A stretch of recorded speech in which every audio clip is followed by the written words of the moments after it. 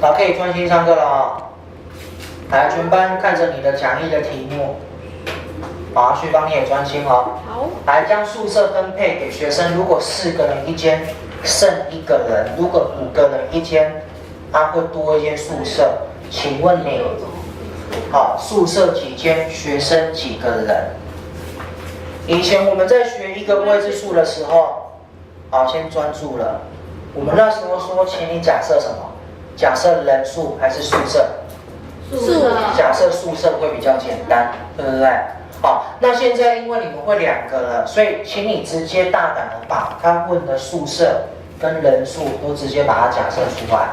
来，笔拿起来吧，应该也不用等我吧？来，他先提到宿舍嘛。我们假设宿舍 X 间，那学生人数有 Y 个人。到这边有没有问题？我觉得 OK 了，有拍到就好，因为 Y 都没关系，你要不要让那个影响到你？哦，你要专心听。那没关系，然后没录成功也没关系，你还是把重点摆在听课。他们两个没在听课啊。来看这边。键老虎是。好，现在安静了哈。好，那一题一列式我们来看一下哈。来，第一个条件，如果4个人一间，则旁边还会有剩下1个人没有住到。啊，眼睛看上面。那我们在以往的习惯都是把全部的人数列出了嘛，所以眼睛看这边哦，全部人数有这么多个人啊，那它相当于是怎么安排？4个人一间，啊，因为有这么多间宿舍嘛，好，所以那些有住到宿舍的分这个安排好了，那旁边还剩下1个人，所以你应该要把有住到宿舍跟剩下的1个人加起来，才是全部的人数吧，对不对？好，第二个呢？第二个请你自己练，跟第一个几乎一样。它只是改个数据而已。好，第一个我再讲一次，这是全部的人数，它相当于是4个人住一间，还有这么多间，再加上没有住到宿舍那1个人，所以你把有住到宿舍里面的加上没有住到宿舍里面的加起来，就是全部的人数。那全部的人数就是 Y 个人，可以吗？试一下第二个条件，列得出来就知道你会不会了。因为这2句话是一模一样的，它改有一点点不一样啊，因为这是则宿舍多一间啊，有空一间没有被住到。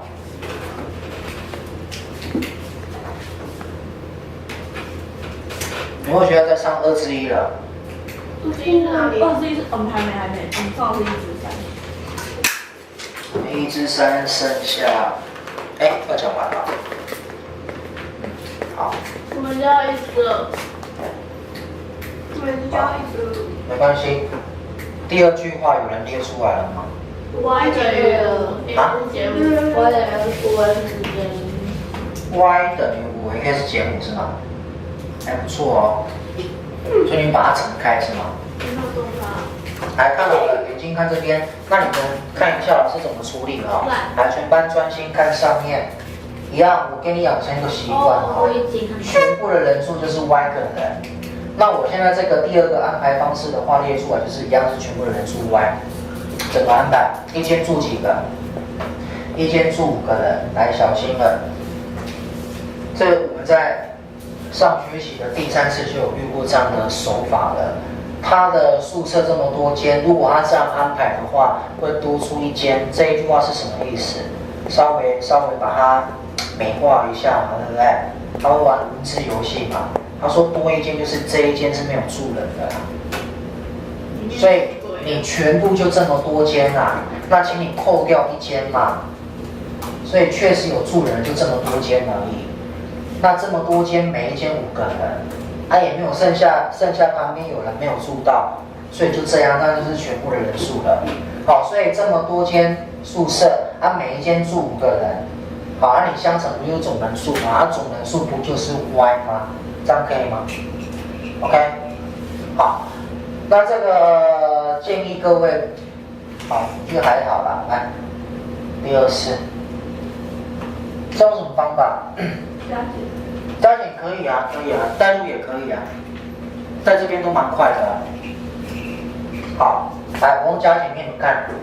你们在我这一题的加减可能会不太习惯，所以全班先听你看上面。有时候东西要活用，不要被用的绑手绑脚的啊。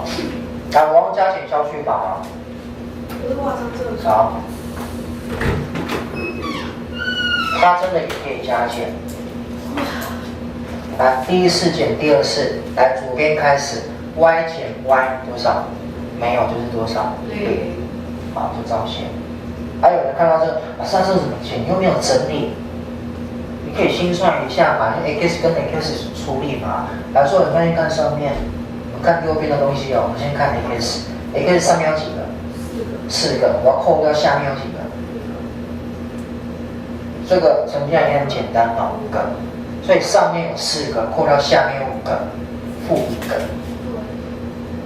来，常数的部分，上面是正1，下面是多少？负5。好，所以上面的正1扣掉下面，你看到负，不要再给我写1减5了。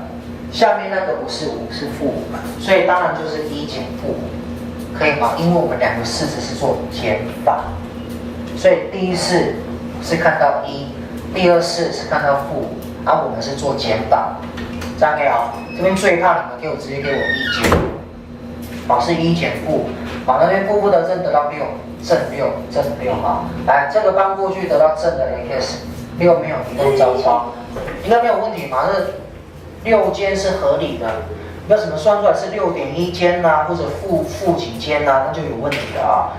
好，那找到之后的话，把它代入哈。来，这个代入谁比较快？我觉得都很快啦。代入2，随便你啦。有人觉得说我喜欢代入2，那你就代入2，一样快啊。所以 y 就会等于4、6、24嘛，24加1，25。好，所以这个是来回答一下哈。所以有6间宿舍，学会的学生有25人。来，把它抄完。